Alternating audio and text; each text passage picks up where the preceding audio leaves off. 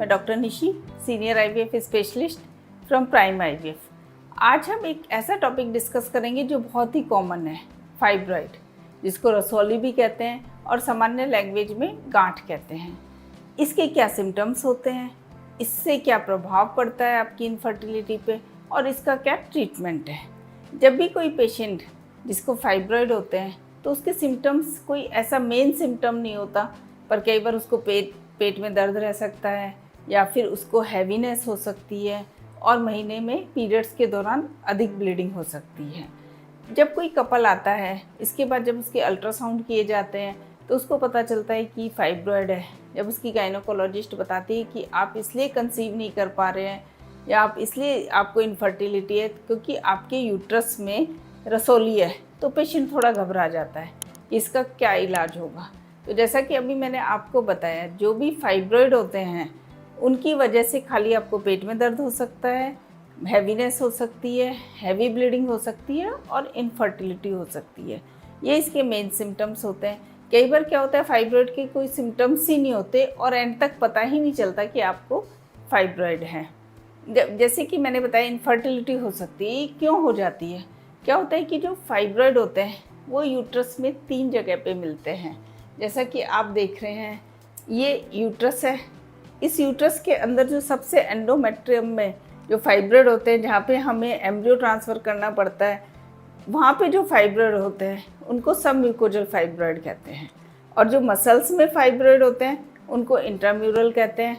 और जो बाहर होते हैं यूट्रस के बाहर, उनको सबसीरोसस फाइब्रॉइड कहते हैं। इस तरह से आपने देखा 3 तरह के फाइब्रॉइड हुए। जो कैविटी वाले फाइब्रॉइड होते हैं वो सबसे ज़्यादा इनफर्टिलिटी के लिए रिस्पॉन्सिबल होते हैं। क्या होता है कि कई बार जो यूट्रस की जहाँ से ट्यूब ओपन होती है, वहाँ कॉर्नुआ पे आपके फाइब्रॉइड होते हैं, जिससे कि जो स्पर्म होता है वो एग तक नहीं जा पाता, आपकी ट्यूब भी बंद होने की संभावना होती है, तो आप नेचुरल प्रेगनेंसी नहीं कर सकते। जब आपका आईवीएफ किया जाता है, अगर आपकी एंडोमेट्रियल लाइनिंग पे उन फाइब्रॉइड का प्रेशर इफेक्ट हो रहा है या वो फाइब्रॉइड एंडोमेट्रियल लाइनिंग पे है, तब भी आपको कंसीव करने में दिक्कत हो सकती है।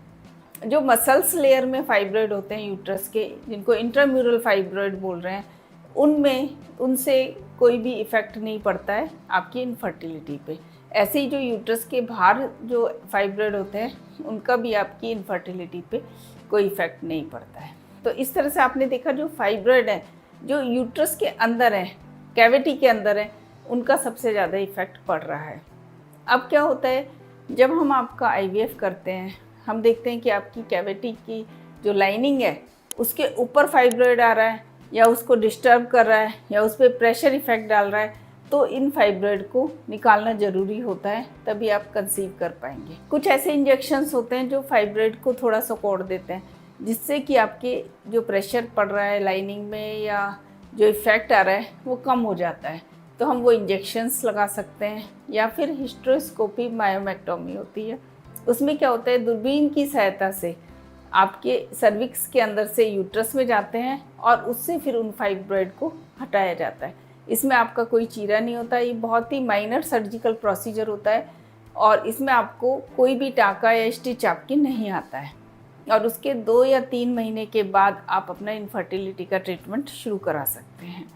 अगर आपके बाहर बहुत बड़ा फाइब्रॉइड है, आपको प्रेशर इफेक्ट हो रहा है या फिर आपकी इनफर्टिलिटी हो रही है, उसकी वजह से पेन एब्डोमेन हो रहा है, तो आपका लेप्रोस्कोपी के द्वारा उन फाइब्रॉइड निकाला जा सकता है।